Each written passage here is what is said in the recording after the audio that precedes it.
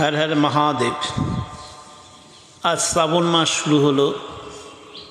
শ্রাবণ মাস শিবের মাস, শিবের অত্যন্ত প্রিয় মাস শ্রাবণ মাস। শ্রাবণ মাসের প্রত্যেকটি দিনই হচ্ছে শিবের নামে উৎসর্গীকৃত। এই দিনগুলোতে শিবের পূজা করলে শিব সন্তুষ্ট হন। বিশেষ করে সোমবার যেহেতু শিবের প্রিয় দিন, সেই দিন পূজা করলে তিনি আরও সন্তুষ্ট হন।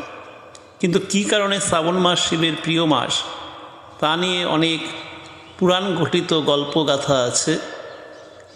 মার্কণ্ডেয় মুনি নামক এক ঋষি, তিনি স্বল্পায়ু থাকা অবস্থায় এই শিবের উপাসনায় ব্রতী হয়েছিলেন।